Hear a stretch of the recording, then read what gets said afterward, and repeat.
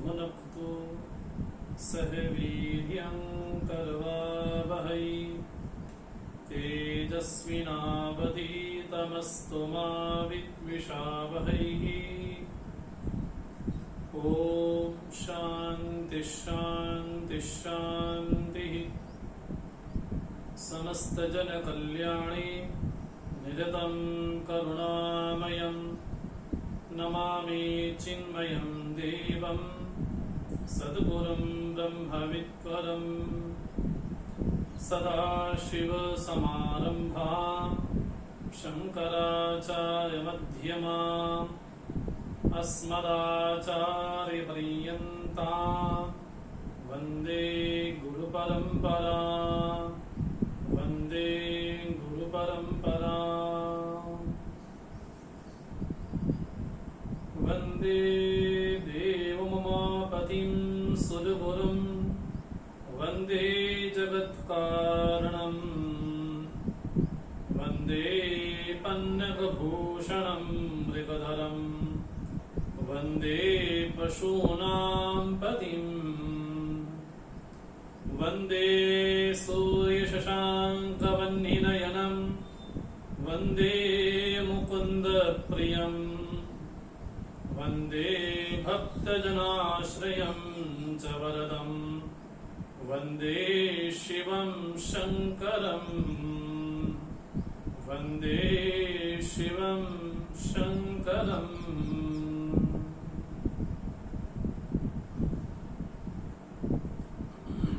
अखिलेश्वर सर्वेश्वर भगवान सदाशिव की कृपा से, माँ ललिता की कृपा से, पूज्य गुरुदेव के आशीर्वाद से, पूज्य गुरु जी के आशीर्वाद से हम शिव महिम्न स्तोत्र पर चिंतन कर रहे हैं, विचार कर रहे हैं।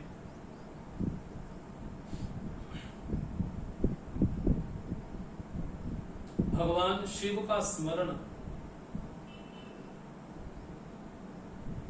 एक तो तात्विक स्वरूप से होता है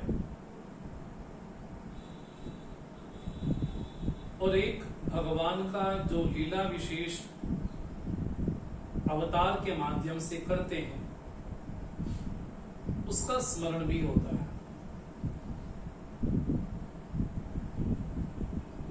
भारतीय संस्कृति में कहें या वैदिक संस्कृति में कहें, जिसको ब्रह्म तत्व कहा जाता है वो अपने आप में देश काल वस्तु के घेरे में नहीं आता। वो टाइमलेस है, वो स्पेसलेस है, वो ऑब्जेक्टलेस है, वो द्वंद्वातीत है, वो कालातीत है। सजाति विजाति स्वगत भेद शून्य है, जिसको निष्क्रिय कहा गया, जिसको अखंड कहा गया। भगवान का तो एक वास्तविक स्वरूप वो है जिसको ब्रह्म का वास्तविक स्वरूप कहा जाता है। ब्रह्म तत्व को या तो स्वरूप के माध्यम से उसको लक्षित किया जाता है या तो गुणों के माध्यम से उसको लक्षित किया जाता है। शिव महिम्न स्तोत्र में भगवान शिव का जो निर्गुण निरुपाधिक स्वरूप है उस पर भी बड़ी गंभीरता से पुष्पदंताचार्य ने श्रुति स्मृतियों के माध्यम से, प्रार्थना के माध्यम से भगवान की स्तुति की है। भगवान का जो सगुण निराकार स्वरूप है उसका भी वर्णन इस ग्रंथ में प्राप्त है और साथ ही साथ भगवान का सगुण साकार स्वरूप जो कि हमारे इंद्रिय गोचर होता है, नेत्र गोचर होता है,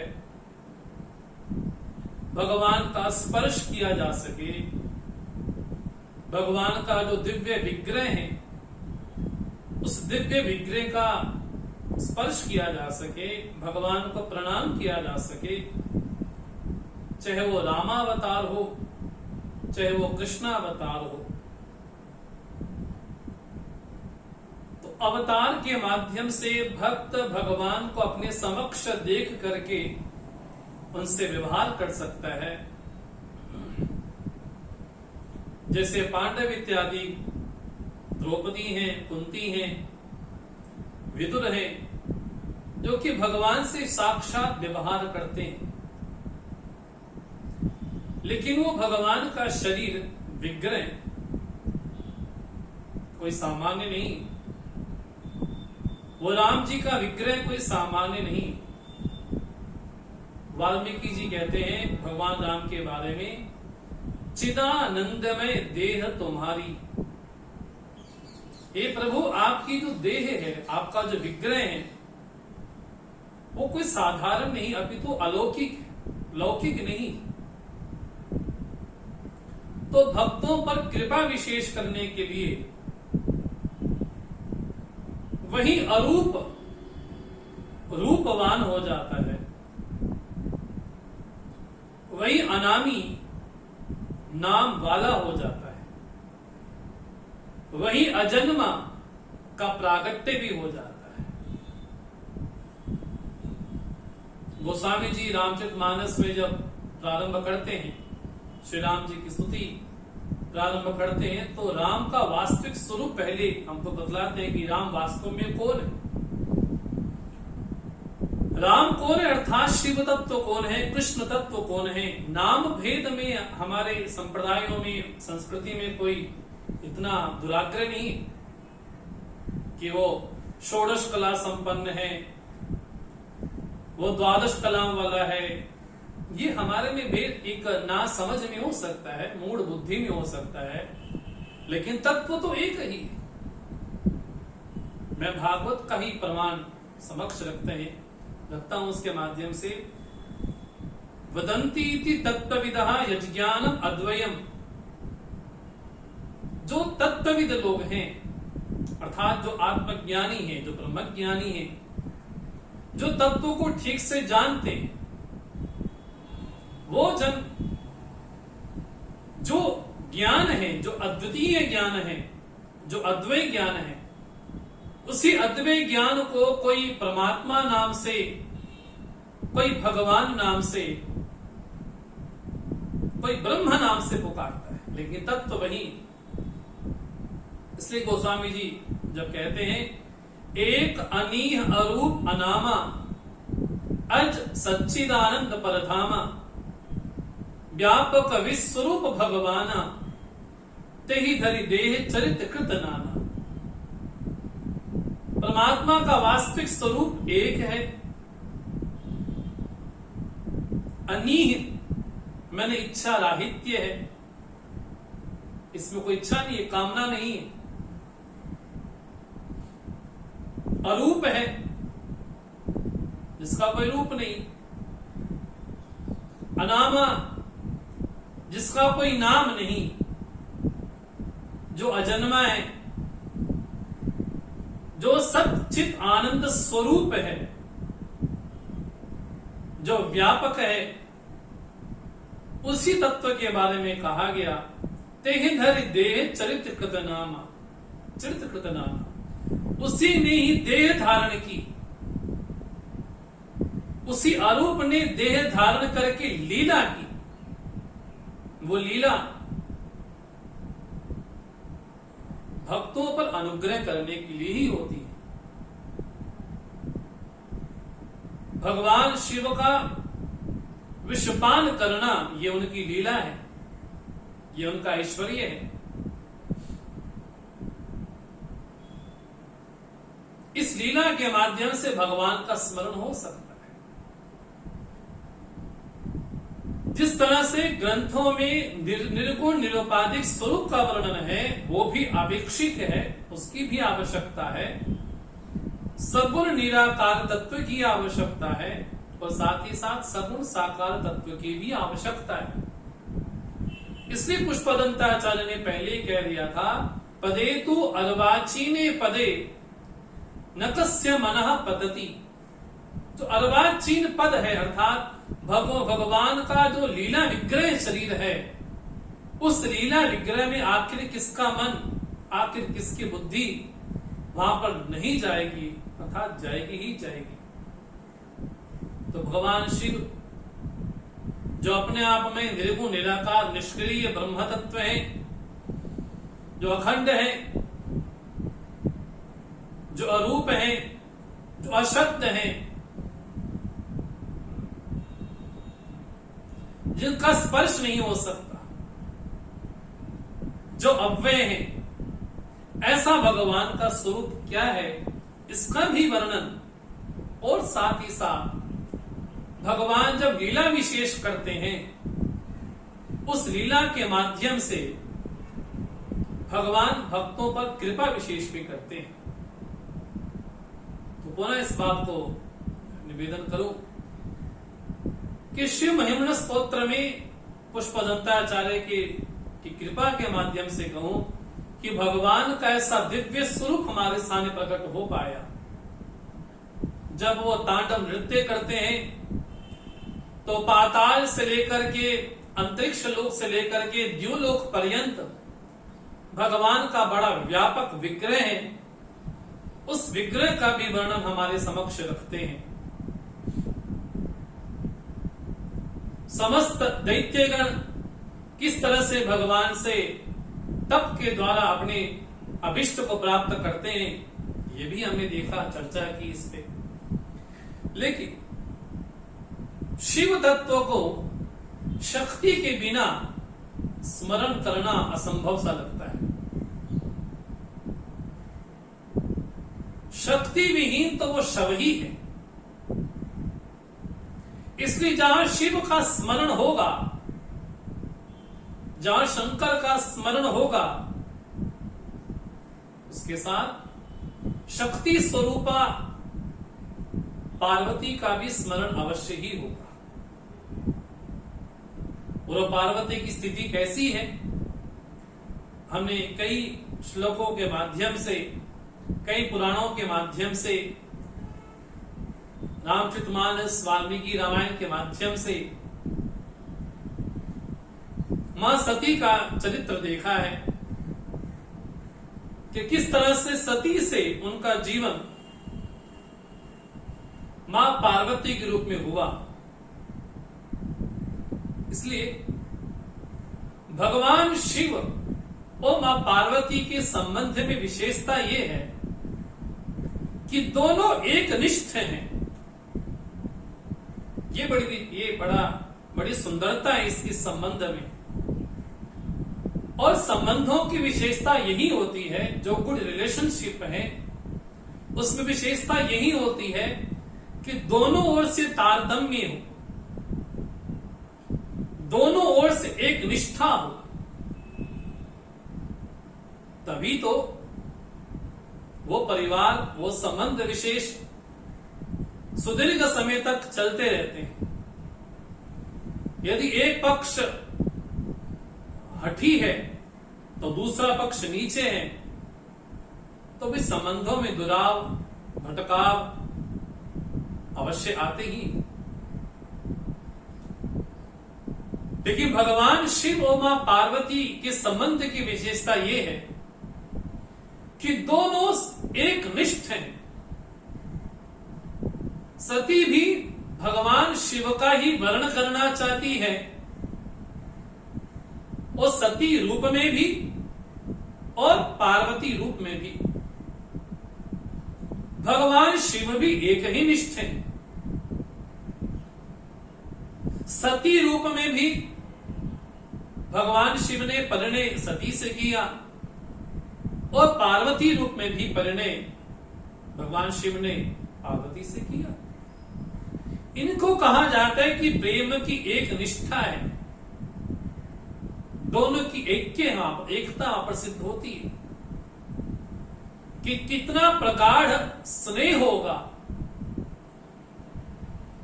लेकिन भगवान शिव तो कैसे हैं? बोले वो निष्काम है, अकामी है, जितेंद्रिय है, जितश्वास है। ऐसे भगवान शिव की अर्धांगिनी बनने का सौभाग्य मां पार्वती को प्राप्त हुआ। और प्रेम की परिभाषा में भी यही कहा जा सकता है। नारद भक्ति सूत्र में नारद जी ने प्रेम की परिभाषा को बताया। प्रेम कैसा होता है? गुण रहितम, किसी के गुण देखकर के किसी से प्रेम हो, किसके पास ये है, उसके पास ये है, अगर ऐसा किसी के साथ प्रेम है तो प्रेम शब्द नहीं है, फिर वो आसक्ति, फिर वो अटैचमेंट है, फिर वो राग है।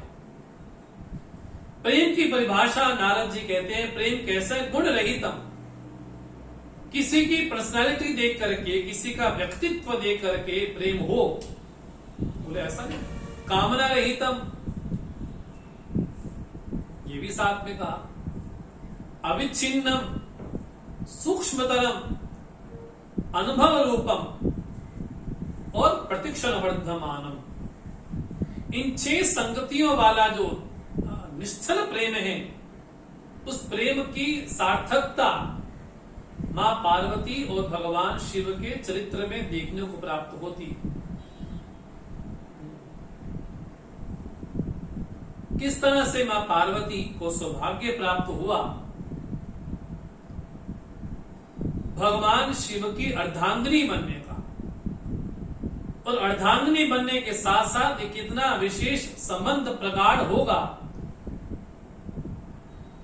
कि दोनों अर्धनारीश्वर भी हैं, अर्थात शिव शक्ति स्वरूपा है। ये प्रतीकात्मक स्वरूप को बतलाने के लिए किस तरह से पार्वती को भगवान ने अपने वाम भाग में सिंहासन विशेष दिया और किस तरह से कृपा पूर्वक भगवान ने पार्वती को स्वीकार किया, इन्हीं बातों का वर्णन करने के लिए 23वां श्लोक हमको प्राप्त होता है। हम उसका पाठ करते हैं। स्वलावण्या शंसा धृतधनुष बह्नाय तृणवत् पुराः पृष्ठं दृष्ट्वा पुरमथन पुष्पायुधमपि यदि स्त्रैणं दैवी यमनिरत देहार्द घटना तवैति त्वामद्दा बत वरद मुग्धा युवतया।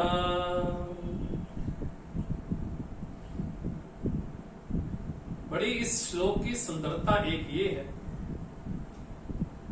कि इस श्लोक में पुष्पदंताचार्य ने भगवान शिव के 3 संबोधनों को पुकारा है। जब भावना में, प्रार्थना में प्रगाढ़ता हो जाए, तो प्रगाढ़ता होने के बाद उस प्रार्थना में शब्द स्फुरित होते हैं, प्रकट होते हैं, निर्झर होते हैं। जिस तरह से अर्जुन भगवान की जब विभूति को देखते हैं तो भगवान को अनेक संबोधनों के द्वारा पुकारते हैं। हे देव जगतपते, हे केशी निषूदन, हे भूत भावन। अनेक संबोधनों के द्वारा अर्जुन भगवान की विभूति को देख करके आकृष्ट हो जाते हैं और इतने आप्लावित हो जाते हैं भगवान की दिव्य विग्रह को देखते देखते कि नामों की मानों की झड़ी लगा देते हैं। उसी तरह से पुष्पदंताचार्य भी अनेक संबोधनों के माध्यम से अपने भाव को प्रकट करते हैं। पहला संबोधन देते हैं, हे पुर मथन। और इस स्तोत्र की बड़ी विशेषता यह है कि पुरमथन शब्द त्रिपुरासुर शब्द की अनुवृत्ति अनेक बार हुई है। इससे लगता है कि पुष्पदंताचार्य को भगवान का ये नाम अत्यंत प्रिय है। पुर मथन, जो पुरों का, तीनों पुरों का मथन करने वाले हैं, अर्थात स्थूल शरीर, सूक्ष्म शरीर, कारण शरीर, इनको जो हाँ जी अपनी कृपा विशेष के द्वारा जब भस्मीभूत कर दे, वास्तव में त्रिपुरासुर तो वही, और हमें जागृत अवस्था में अभिमान होता है, स्वप्नावस्था में अभिमान होता है, और सुषुप्ति अवस्था में भी अभिमान होता है। उठ करके जब सुबह उठते हैं तो क्या बोलते हैं? सुखम अहम आस्वाप्सम न किंचित अवेदिशम, मैं बड़े आराम से सोया। सुषुप्ति में, बिल्कुल डीप स्लीप में, जहां स्वप्न भी नहीं है, उस स्वप्न में अहम का पूरी तरह से विस्मरण है, और तीनों अवस्था में भी अहंकार है। मैं सोया, मैंने स्वप्न देखा, मैंने सुषुप्ति का अनुभव किया, तो तीनों अवस्थाओं में अहंकार है। लेकिन जो तीनों अवस्थाओं से अतीत जो तुरीय स्थिति है, वहां पर अहंकार नहीं। इसलिए भगवान शिव कौन है? जो हमारे जीवन में आने वाली अवस्थाएं हैं, जागृत अवस्था मेरे में आती है, न कि मैं जागृत अवस्था में जाता हूं। वेदांतिक दृष्टि से कहा जाए तो जागृत अवस्था में मेरे में आती है, न कि मैं जागृत अवस्था में जाता हूं। स्वप्नावस्था मेरे में आती है, न कि मैं स्वप्नावस्था में जाता हूं। सुषुप्ति अवस्था मेरे में आती है, न कि मैं सुषुप्ति अवस्था में जाता हूं। मैं नाम का जो तत्व है, अहं नाम का जो तत्व है, वो तो अवस्थातीत है, वो तो पंच कोशों से भी अतीत है। अन्न में, प्राण में, मनो में, विज्ञान में, आनंद में, इन पंच कोशों से भी अतीत है। जो पंच कोशातीत होगा, जो अवस्थाओं का साक्षी होगा, ऐसा जो तत्व विशेष होगा, वास्तव में सदाशिव तो वही है। और हमारी जागृत आदि अवस्थाओं का बाध करके अपने स्वरूप में स्थित कर देना ही भगवान शिव का अनुग्रह है, कि भगवान की कृपा है। जीवन में सुख प्राप्त हो रहा है, बोले भगवान की कृपा नहीं है, हमारा कर्म है। भगवान की कृपा यह है, यदि आत्म विषयक, स्वरूप विषयक हमारे मन में जिज्ञासा उत्पन्न हो रही है, तो वो भगवान की कृपा है। इसलिए आचार्य कहते हैं विवेक चूड़ामणि में, दुर्लभम त्रयम एव एतत् देव अनुग्रह हेतुकम्। ईश्वर की कृपा से, वो भी कौन सी कृपा? बोले अहेतु की कृपा से हमको तीन वस्तुएं प्राप्त होती, अपने कर्मों से नहीं, उनकी कृपा से प्राप्त होती। क्या? मनुष्यत्वम, मुमुक्षुत्वम, महापुरुष संश्रयः। अगर मनुष्य में मनुष्यत्व आ रहा है तो ये भगवान की कृपा है। अगर स्वरूप के विषय में जिज्ञासा प्रकट हो रही है, जिज्ञासा आ रही है, तो ये भगवान की कृपा है। मोक्षों में भूया, मुझे मोक्ष हो, ऐसा तो मुमुक्षु ही तो कहेगा। संसारिक तो यही कहेगा कि सुख यहां भी प्राप्त हो, सुख वहां भी प्राप्त हो। बोले जीते जी भी सुख भोग प्राप्त करें और इतना कर्मकांड करके जाओ, इतना पुण्य करके जाओ कि स्वर्ग का भी भोग भोगे। ये तो सांसारिक व्यक्ति सोचता है, ये कोई बुद्ध व्यक्ति नहीं सोचता, ये प्रबुद्ध व्यक्ति नहीं सोचता कि यहां पर हमने अनेक प्रकार के पुण्य किए, परोपकार किए, तो यहां भी सुख प्राप्त हो और परलोक भी जाए, वहां भी सुख प्राप्त हो। ये कोई सांसारिक ही सोच पाएगा। लेकिन बुद्ध तो वही सोच पाएगा, प्रबुद्ध तो वही सोच पाएगा कि आवागमन का, हाँ जी, झंझट ही खत्म। ये प्रबुद्ध कौन होगा? बोले जो वास्तव में मुमुक्षु होगा। और मुमुक्षु जीवन में आना, मुमुक्षा भाव आना, मुझे मोक्ष हो, ये छूटने की जो भावना है, ये ईश्वर का अनुग्रह है, ये ईश्वर की कृपा है। इसलिए अवधूत जी कहते हैं, ईश्वर अनुग्रहात् एव पुंसाम अद्वैत वासना प्रबुध्यते। अवधूत गीता का पहला श्लोक। ईश्वर के अनुग्रह से, क्या बोल, ईश्वर अनुग्रहात् एव, निश्चय, पुंसाम, मनुष्यों में अद्वैत वासना प्रबुध्यते, अहम को जानने की इच्छा जो मन में आती है, ये ईश्वर के अनुग्रह से आती है, ईश्वर की कृपा से आती है। इसलिए भगवान हमको ये दे दो, हमको वो दे दो, भगवान ठीक है, लो लो, सुख दे दो, हाँ लो, बेटा ठीक कर दो, हाँ ठीक है कर दिया, काम ठीक कर दो, हाँ ठीक है कर दिया। लेकिन मोक्ष की भावना मन में होना, मोक्षा की भावना होना, ये क्या है? बोले अनुग्रह। इसमें साधक का पुरुषार्थ ये है कि उसके मन में इच्छा प्रकट हो जाए, लेकिन इच्छा पे अनुग्रह करना ये ईश्वर है।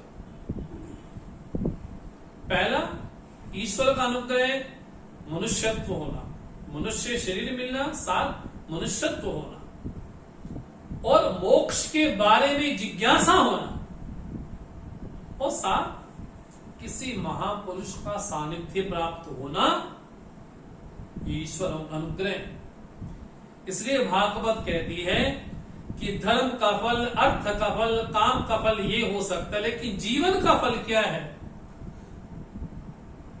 तो भागवत कहती है जीव से तत्व जिज्ञासा। ये भागवत स्पष्ट होती है कि जीवन की सार्थकता ये है, तत्व की जिज्ञासा हो जाना, ये हमने मानो कि अपना जीवन जी लिया, और मरते दम तक अगर हमारे जीवन में तत्व के विषय में जिज्ञासा नहीं हुई, तो हम कह सकते हैं कि ठीक है, मैं जीवन जिया है, बस इतना मात्र कहेंगे, जीवन जिया, बस सुख पूर्वक जिया या दुख पूर्वक जिया है, लेकिन जिया है। संघर्ष से जिया या सफलता से, विफलता से जीवन जिया, लेकिन जिया है। छल कपट से जिया है, लेकिन जिया है। लेकिन अंतिम श्वास तक भी अगर तत्व के विषय में जिज्ञासा हो गई, तो श्रीमद् भागवत महापुराण कहता है कि जीवन सार्थक है। जीवन की सार्थकता तभी है जब जीवन में तत्व की जिज्ञासा। अरे भागवत को छोड़े, श्री हनुमान चालीसा में यही कहती है, सोई अमित जीवन फल पावे। अब हम हनुमान चालीसा शुरू से नहीं करेंगे, जय हनुमान ज्ञान गुण सागर। सोई अमित जीवन फल पावे। जीवन का फल क्या? बोले तत्व की जिज्ञासा होना ये जीवन का फल है। और आप कल्पना करें, जिसको हम बड़ा छोटा सा ग्रंथ कहते हैं श्री हनुमान चालीसा, उस श्री हनुमान चालीसा में भी इतनी गंभीर बात कह दी गोस्वामी जी ने, सोई अमित जीवन फल पावे। उसको अमित माने जिसकी तुलना नहीं हो सकती, उसके बारे में कहते हैं उसको जीवन का फल प्राप्त हो।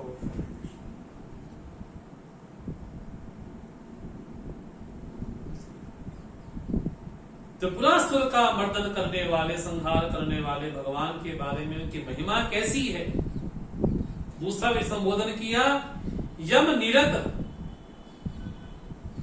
यमादि साधनों में जो लगे हुए हैं, हे वरद, हे अभिष्ट फल प्रदान करने वाले। तो आप देखेंगे इस श्लोक में पुष्पदंताचार्य ने भगवान के 3-3 संबोधनों को पुकारा, और इस श्लोक के माध्यम से किस भाव को प्रकट करना चाहा, इसका वर्णन हम करते हैं। स्वलावन्या शंसा जित धनुषम अंधाय तृणवत पुरः पृष्ठम दृष्ट्वा पुरमथन पुष्पायुधमपि यदि स्त्रैणं दैवी यमनिरत देहार्ध घटना नवैति त्वामद्धा बतवरद मुग्धा युवतयः। कितनी प्यारी बात पुष्पदंताचार्य कहते हैं। स्वलावन्य आशंसा, भगवान शिव की समाधि को खंडित करने के लिए कामदेव को आगे किया गया। सभी देवताओं ने कहा कि कामदेव आप आगे जाएं, और उस समय मां पार्वती भी उनके समक्ष है। ये बड़ी सुंदर परिभाषा देखने को मिलती है यहां। और इस महिमन स्तोत्र पर मधुसूदन टीका है, जो कि संस्कृत में हम उसी का थोड़ा आलंबन लेते हैं, सहारा लेते हैं उसका। बड़ा सुंदर ढंग से स्वलावन्य शंसा को बड़ा सुंदर तरीके से उन्होंने समझाया है। इसलिए मैं अभी तक तो कभी पुस्तक लाया, लेकिन आज जरूर लेकर के आया मैं। पुष्पदंताचार्य ने किस भावना से भगवान शिव पे काम रूपी बाण चलाया, किस भावना से, तो बोलते हैं स्वलावन्या शंसा धृत धनुषम स्वस्याः पार्वत्याः यल्लावण्यम सौंदर्य अतिशय। मां पार्वती का जो लावण्य है, जो स्वरूप है मां पार्वती का, वो कैसा है? सौंदर्य अतिशय, अतिशय सुंदरी है मां। तद विषया आशंसा, उस लावण्य के बारे में जो पिपासा है, परम योगी नाम अपनी श्री रुद्रम अस्याः सौंदर्य अतिशयेन वशीकरिष्यामि। परम योगी भगवान शिव, कैसा काम का भाव है, सौंदर्य अतिशयेन वशीकरिष्यामि, पार्वती को समक्ष रख करके काम कहता है कि मैं ऐसा पुष्प रूपी बाण छोड़ूंगा, उससे भगवान शिव की समाधि खंडित हो जाए। या प्रत्याशा तथा निमित्त भूतया धृतम धनुषम तथा तमिति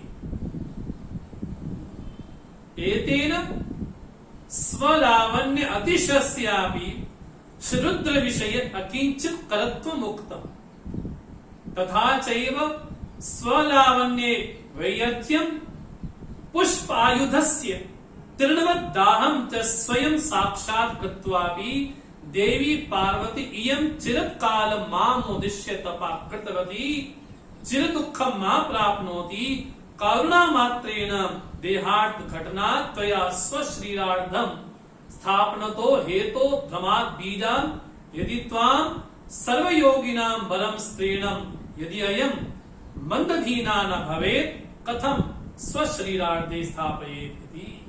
बड़ी सुंदर व्याख्या मधुसूदन जी बोलते हैं कि पुष्पदंताचार्य ने काम रूपी बाण को हाथ में लेकर के क्या बोलते हैं? पुष्प आयुधम। काम का बाण क्या है? बोले पुष्प। पुष्प मैंने पुष्पों को उस भाव से कहा गया क्योंकि पुष्प में रूप भी है, रस भी है, गंध भी है, स्पर्श भी। इसलिए पुष्प रूपी बाण को, जो कि आयुध है कामदेव का, उसका शस्त्र है, स्वलावण्याशंसा धृत धनुषम, हाथ में धनुष ग्रहण किया कामदेव ने। कौन सा धनुष? बोले काम रूपी धनुष, पुष्प रूपी धनुष ग्रहण किया। और जैसे ही संधान किया तो भगवान शिव की जैसी समाधि खंडित हुई। तो कामदेव कैसे हैं? बोले अहन्नाय तृणवत, बिल्कुल भस्मीभूत हो गए कामदेव। यह कामदेव की स्थिति है। लेकिन उसके बाद भी जब मां पार्वती को पता चला कि कामदेव भस्मीभूत हो गए हैं, तब भगवान शिव को करुणा आई कि इसने तो कितनी मेरी तपस्या की है मेरे को प्राप्त करने के लिए। वो मां पार्वती के विषय में क्या है, मां पार्वती की जीवनी परीक्षा भी है और प्रतीक्षा भी। उन्होंने न केवल भगवान शिव को परीक्षा दी, अभी तो ब्रह्मर्षियों को भी परीक्षा दी, और साथ ही साथ मां पार्वती की जीवन में प्रतीक्षा भी। मां पार्वती कहती हैं कि वर्ण होगा तो शिव के साथ ही होगा, वरम संभव न तो रहो कुवारी। ये दृढ़ प्रतिज्ञा है मां पार्वती। अब मां पार्वती को प्रसन्न हो जाते हैं भगवान शिव करुणा भाव से। मां पार्वती बोलती हैं, भगवान शिव कहते हैं कि बस पुराने जन्म में जो उठा पटक हुई थी ना, अब इस जन्म में बिल्कुल नहीं। मां पार्वती कहती कि आप जाओ मेरे पिता के पास, उनके पास जा करके मेरा हाथ मांगो, तभी जा करके इस जन्म में हम दोनों का विवाह संपन्न होगा। पहले जन्म में तो दक्ष ने जाने क्या क्या किया, मुझे अपना शरीर भी ध्वंस करना पड़ा। आप जाइए और हिमालय से पिता से मेरा हाथ मांग करके आइए, तभी परिणय होगा। ठीक है। भगवान शिव एक नट का वेश लेकर के हिमालय के पास जाते हैं, हिमालय के घर जाते हैं। बड़ा सुंदर अभिनय भगवान वहां पर करते हैं और नट रूप में। तो मां पार्वती की माता मेनका वहां पर आती है, बड़े तुम्हारे नट से बड़ी प्रसन्न हूं मैं, लो तुमको सोने के जेवरात देती हूं मैं, लो। नट कहते हैं कि मुझे जेवरात नहीं चाहिए। मां कहती क्या चाहिए, तुम्हारी पुत्री जो है ना, मुझे वो चाहिए, मैं उसका हाथ मांगने आया हूं। मां मेनका जी को लगे कैसा नट है कि सोने चांदी की बात तो ठीक थी, आभार रूप में ये तो मेरी बेटी को ही मांग रहा है। हिमालय को बुलाया गया, बोले देखो क्या क्या मांग रहे हैं, हमारी बेटी को मांग रहा है।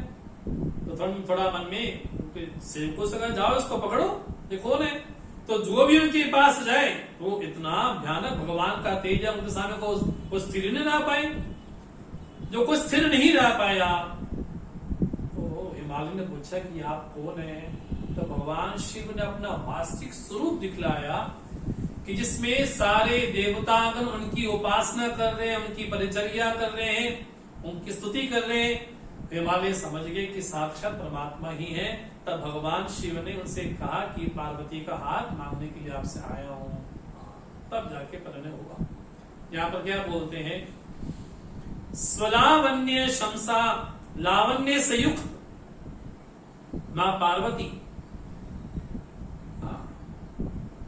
उनके समक्ष ही कामदेव ने जब ऐसा बाण चलाया तो उनके सामने ही भस्मीभूत जब काम हो गया, लेकिन उसके बाद भी भगवान शिव ने मां पार्वती को अपने साथ सिंहासन दिया। पुष्पदंताचार्य कहते हैं, अगर कोई मूर्ख ही होगा जो ये सोचेगा कि भगवान शिव तो निष्काम है, फिर भी स्त्री को उसने संग बिठाया। बोले कोई मूढ़ ही स्त्री सोच सकती है, कोई मूढ़ स्त्री सोच पाएगी कि भगवान में भी काम है, लेकिन पार्वती नहीं सोचती कि भगवान में काम है। वो तो कैसे हैं, निष्काम है, जितेंद्रिय है। ये तो सृष्टि पे उपकार करने के लिए, लीला करने के लिए, अनुग्रह करने के लिए उन्होंने वैसा शरीर धारण किया। इससे बोलते हैं त्वामद्धा बत भरत मुग्धा युवतया। जो सामान्य स्त्रियां होंगी वो तो यही सोचेंगी, वो तो यही समझेगी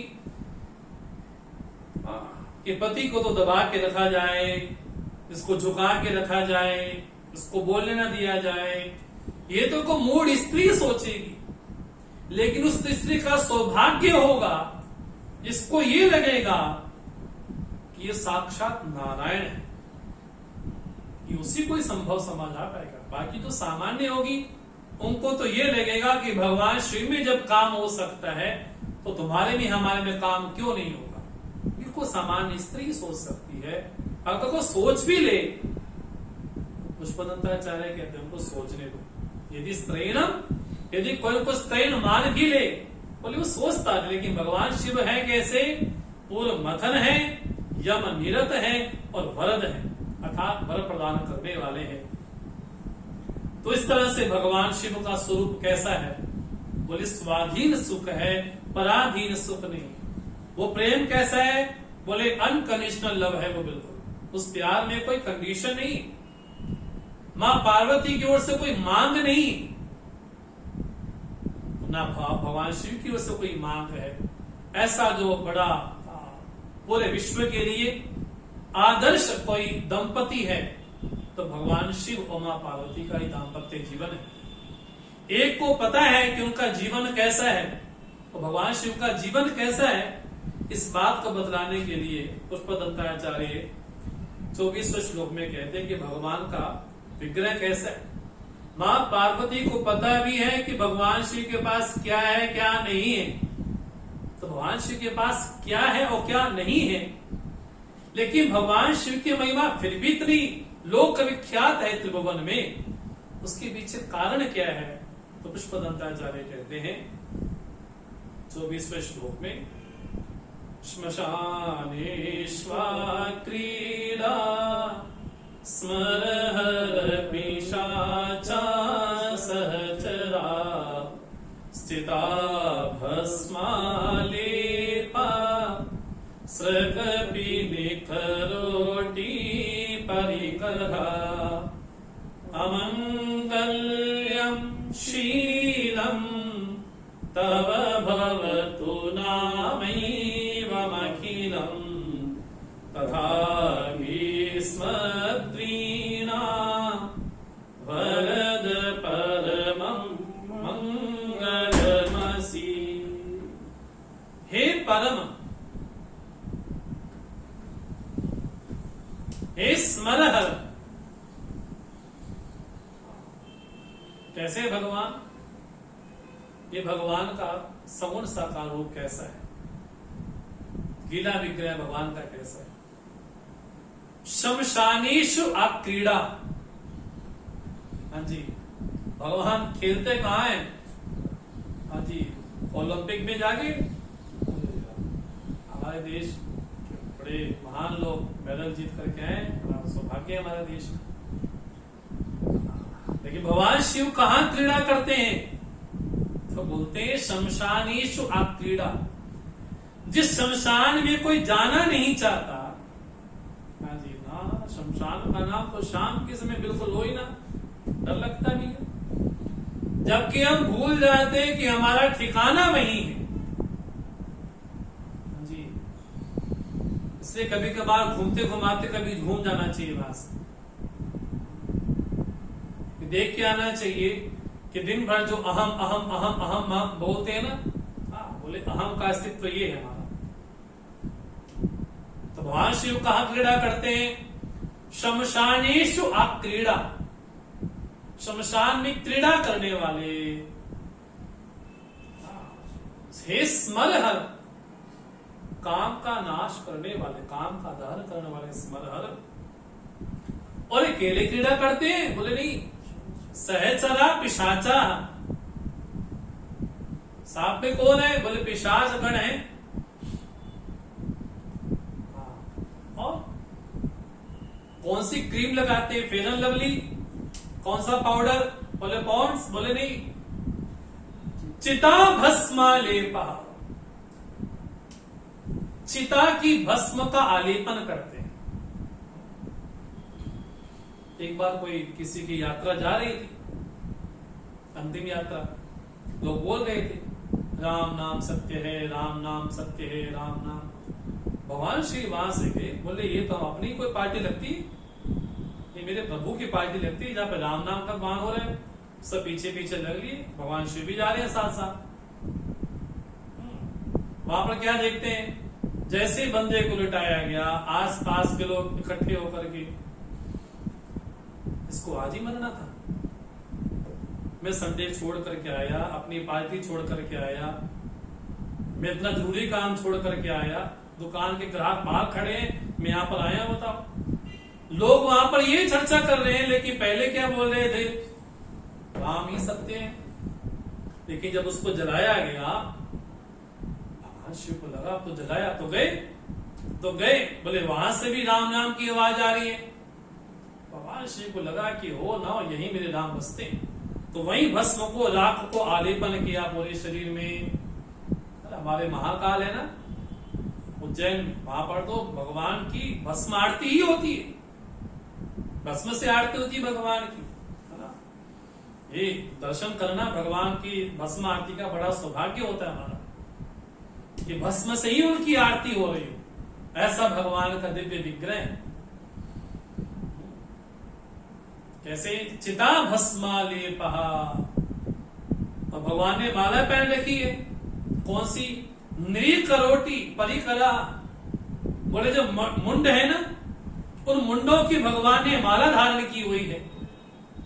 भगवान शिव है कैसे, बड़े अमंगल वेशी, क्या बोलते, अमंगल्यम शीलम तब भवतु नाम वकीलम, आपका तो बड़ा अमंगल वेश है, तो मंगल वेश भी नहीं है, कोई शोभनीय भी नहीं है, लेकिन फिर भी तथापि फिर भी स्मृतीनाम परमम मंगलमसी, जो भी भगवान शिव का स्मरण करता है उसके जीवन में परम मंगल होता है। अब देखा जाए हमारे शरीर में हजारों कीटाणु दिन भर में मरते हैं, लाखों कीटाणु मरते हैं, तो सबसे बड़ी कब्रगाह कौन से देखा जाए तो बोले शरीर ही है। उसमें रह कौन रहा है, बोले चेतन, वो कौन है, बोले शिव है। और किसके साथ रहते हैं, सहचरा कौन, इंद्रियों के साथ वह पर रहते हैं। और जो भस्म भूत है, बोले इसको भस्म ही होना है, इसी को ही ओढ़ करके रखते हैं, और जीवन की निष्फलता को बतलाने के लिए मुंडों को धारण करते हैं। तो भगवान शिव का वास वास्तव में कहां है, अंतर्मुख में तो है, अंतर जीवन में तो है। इसलिए आचार्य शिव मानस पूजा में क्या कहते हैं, आत्मा तम गिरिजामति सहचरा प्राणा शरीरम गृहम, आप मेरी आत्मा है प्रभु, आत्मतम गिरिजा मति है ना, आत्मतम गिरिजा सहमति प्राणा शरीरम गृहम, रमण करने वाले यहां पर है। पूजाति विषयोपभोग रचना निद्रा समाधि स्थिति, मेरी निद्रा नहीं है, वो कैसे, बोले साक्षात समाधि है। संचारा पदयो प्रदक्षिण विधि, मैं जहां भी भ्रमण करता हूं, जहां भी चलता हूं, मुझे लगता है कि मैं परिक्रमा ही कर रहा हूं। हम कहीं भी जाएं, ये मन में भावना हो कि मैं परिक्रमा कर रहा हूं।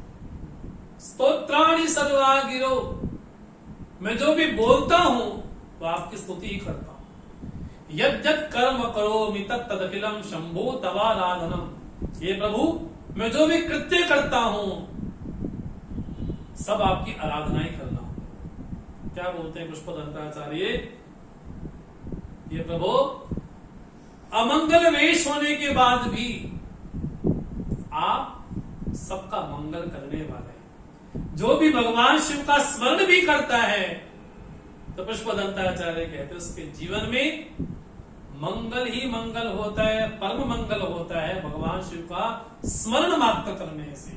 भले भस्मीभूत हो, भले शमशान में क्रीड़ा करने वाले हो, भले भूत पिशाचों से घिरे हो, भले मुंडमाला धारण करते हो, लेकिन उसके बाद भी भगवान त्रिपुरारी का स्मरण करने से जीवन के पाप ताप संताप सारे भस्मीभूत हो जाते हैं।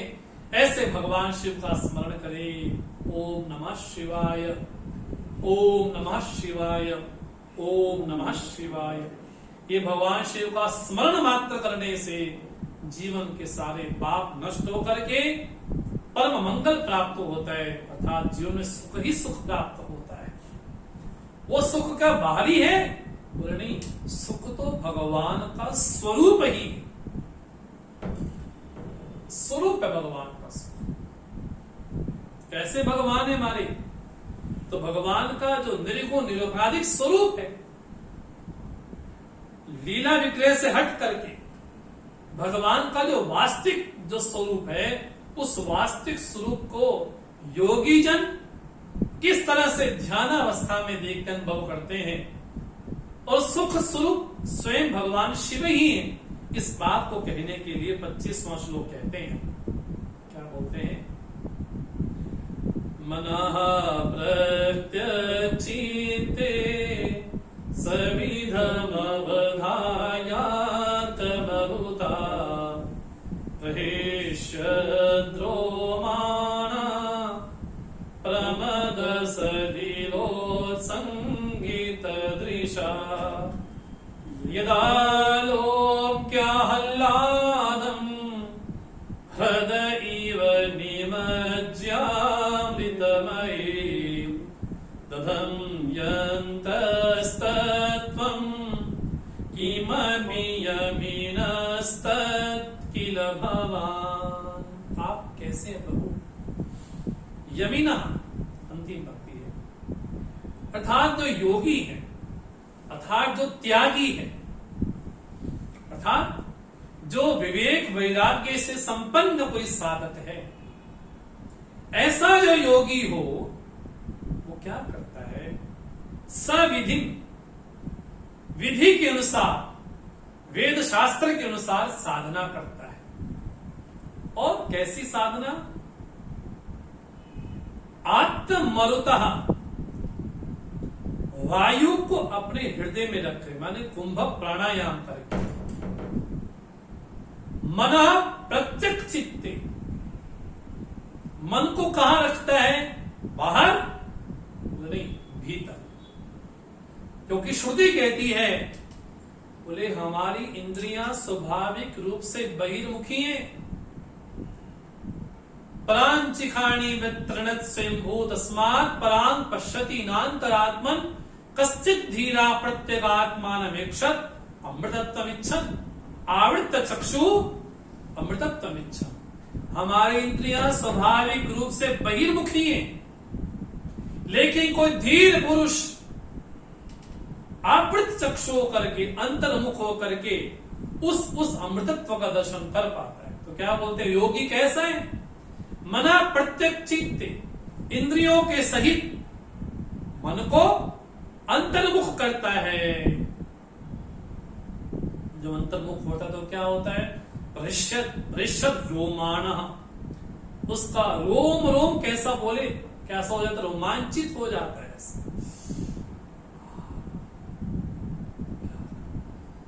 प्रमदस लीलोत संगीत दृशा, वो जब ध्यानावस्था में होता है, जब आपका दर्शन कर रहा होता है तो क्या होता है? बोले नेत्रों से आनंद अश्रु प्रकट होते हैं उस योगी के, और उस समुद्र में मानो कि डूब जाता है। निमज्जिया अमृतमय हृदय, मानो कि आनंद स्वरूप, अमृत स्वरूप उस सागर में डूब करके यदा आलोक्या आह्लादम, जब उसको आह्लाद करता है, उस सुख को आह्लाद करता है, बड़े विस्मय रूप से करता है। इसलिए भगवान ने जब कहा ना गीता में, आश्चर्यवत पश्यति, कोई इस आत्मा को आश्चर्य की तरह देखता है, आश्चर्य की तरह। हाँ, क्या मेरा स्वरूप ये? आश्चर्यवत पश्यति कश्चिदेन आश्चर्य वदति, कोई आश्चर्य की तरह उस आत्मा का वर्णन करता है। ये स्वरूप है। क्या बोलते हैं? यदा आलोक्य, जब स्वरूप का आलोकन करता है, योगी दर्शन करता है, उसको ये लगता है कि मैं तो अमृत स्वरूप सागर में डूब रहा हूं। ऐसा भगवान आपका ब्रह्मानंद स्वरूप, जो कि श्रुतियों में, पुराणों में प्रसिद्ध ही है, ऐसा योगी जन अपनी साधना के माध्यम से अंतर्मुख होकर के, रोमांचित होकर के, अप्लावित होकर के उस सुख को अपने जीवन में अनुभव करते हैं। वो सुख कौन है? भगवान। वो आप ही हैं। ऐसा भगवान का निरुपाधिक स्वरूप है, इसका वर्णन पुष्पदंताचार्य यहाँ पर करते हैं। आज के सत्र को हम यही विराम देते हैं। अगर कोई फेसबुक के माध्यम से सुन रहे हैं तो कल की क्लास हम सुबह 11 बजे करेंगे। आज में ही समाप्त करते हैं। ओम पूर्णमदः पूर्णमिदं पूर्णात् पूर्णमुदच्यते पूर्णस्य पूर्णमादाय पूर्णमेवावशिष्यते। ओम शांति शांति शांति। हरि ओम। श्री गुरुभ्यो नमः। हरि ओम।